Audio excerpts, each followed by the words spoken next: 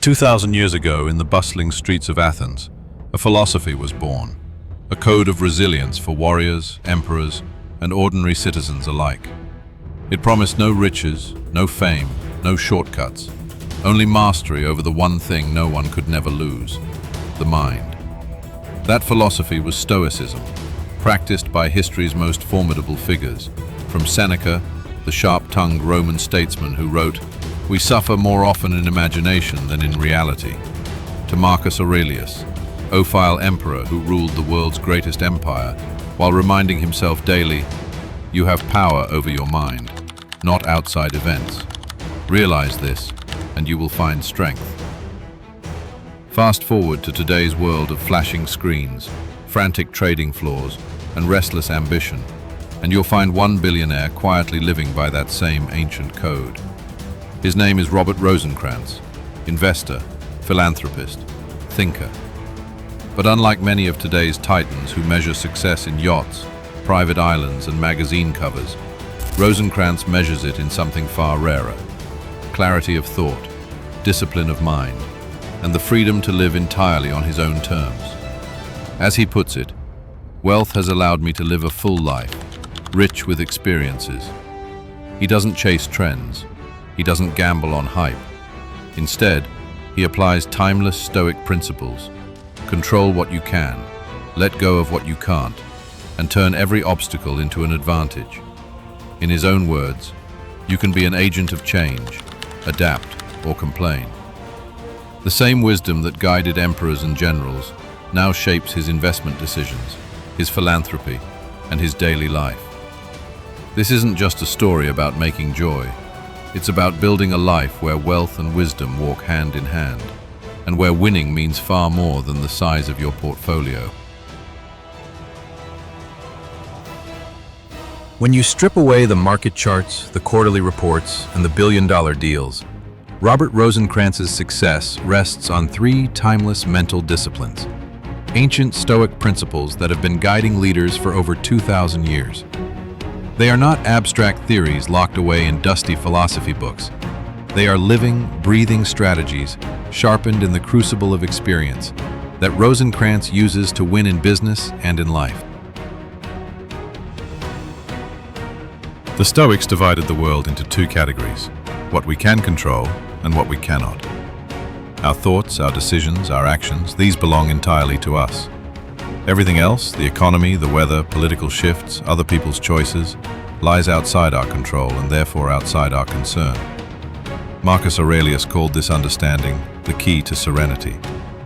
For Rosenkranz, this principle isn't just philosophy, it's survival in the high-stakes world of finance. He knows markets are unpredictable storms. Stock prices rise and fall without warning. Competitors make moves you can't foresee. Regulation changes overnight.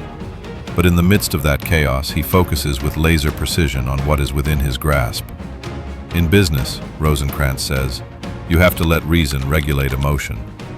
That simple line is the anchor that's allowed him to steer Delphi Financial Group from a modest insurance operation into a firm worth 100 times its original value. While others react emotionally to volatility, chasing trends or dumping assets in panic, Rosenkrantz keeps his hands steady on the wheel. He works the inside game: disciplined underwriting, strategic acquisitions, relentless attention to fundamentals, and accepts that the outside game is beyond his influence. That mental separation is his shield, turning uncertainty into opportunity.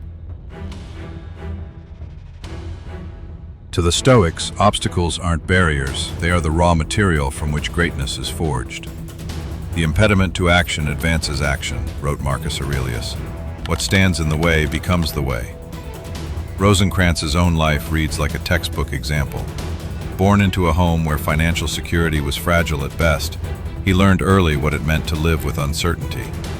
For some, that kind of start becomes an excuse. For Rosenkrantz, it became an engine. That adversity sharpened his ambition and pushed him to excel in the classroom, eventually propelling him into the elite world of finance. He sums it up with a blunt truth: you can be an agent of change, you can adapt, or you can complain. And complaining in his world is wasted energy. That's why when challenges hit, whether it's a market crash, a stalled deal, or a regulatory hurdle, Rosenkrantz doesn't see dead ends.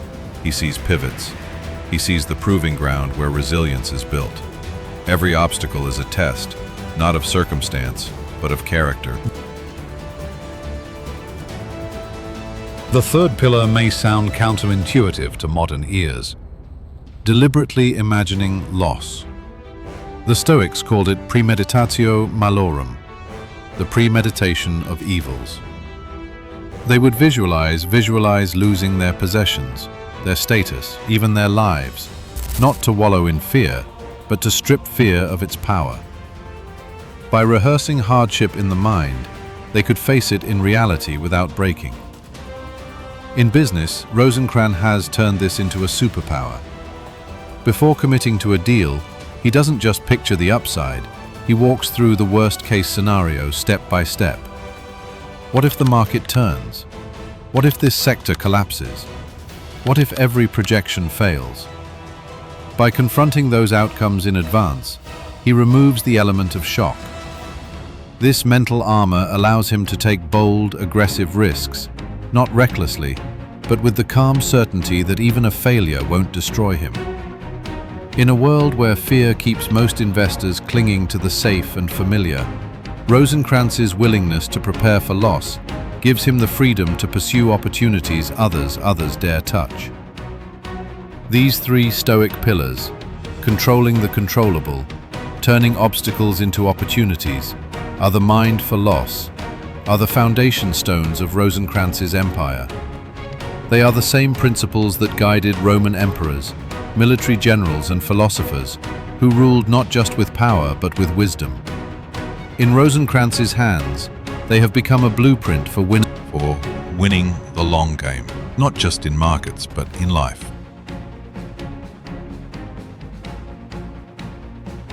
When most people imagine the life of a billionaire, they picture yachts, penthouses, and luxury on an unimaginable scale.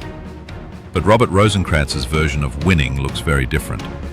His definition of success stretches far beyond balance sheets and bank accounts. It reaches into the deeper territory of philosophy, purpose, and legacy. In this, he stands in lockstep with the ancient Stoics, for whom true wealth was never measured in gold, but in virtue and contribution. The Stoics taught that the highest good was not luxury or comfort, but eudaimonia, a well-lived life filled with purpose, moral excellence, and the constant pursuit of wisdom. Money, in their view, was a tool, useful but dangerous if mistaken for the ultimate goal. Rosenkrantz embodies this perspective. Wealth has allowed me to live a full life, rich with experiences, he says, a statement that reveals a crucial distinction. For him, money is not the finish line, but the fuel that powers a journey toward richer relationships, deeper knowledge, and broader horizons. Where others chase the next dollar, Rosenkrantz chases meaning.